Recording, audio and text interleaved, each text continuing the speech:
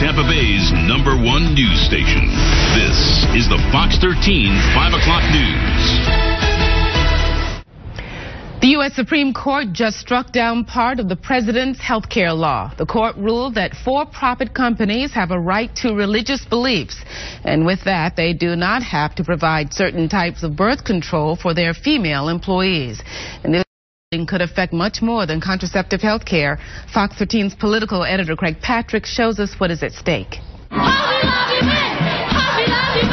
Hobby Lobby and its supporters said the government had trampled on religious freedom, and the U.S. Supreme Court just ruled they were right. Victory, victory is mine, praise God. Hobby Lobby is owned by a Christian family with strong religious beliefs. They object to certain types of birth control, like the morning after pill, that can terminate pregnancies after conception. But the President's Affordable Care Act required them to offer it to their employees. They have been chased by the federal government all the way to the Supreme Court just for the right to live and work in freedom. In a 5-4 decision, the court ruled in favor of Hobby Lobby. The decision gives for-profit companies the right to opt out of the law if they have religious objections. This case was about much more than contraception.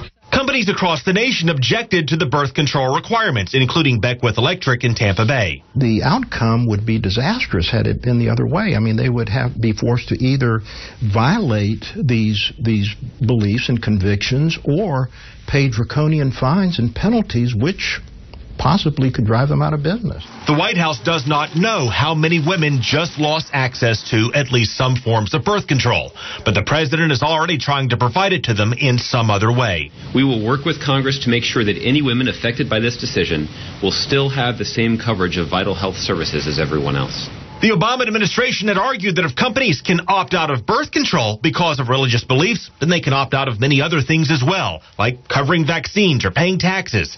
And Justice Ruth Gator Ginsburg expressed the same concerns in her minority opinion. She fears the court just ventured into a minefield.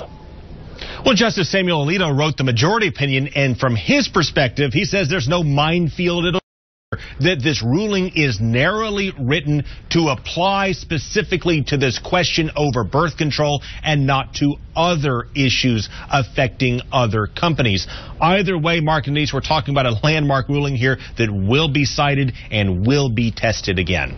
And Craig, the White House says it'll work with Congress to help women affected by this decision. What can Congress do? Well, Congress could do a number of things to fund and provide through the government and through taxpayers these types and forms of birth control that private companies opt not to provide, but can do and will do are two different things. And I don't think Congress, particularly given the fact that it's been gridlocked and greatly at odds with President Obama, is going to do anything at this point to try to work around a Supreme Court ruling when Republican leaders have expressed concerns that they think the president is working around Congress. I expect little or nothing to come, therefore, out of Congress. Craig Patrick, thank you. Thank you. Mark?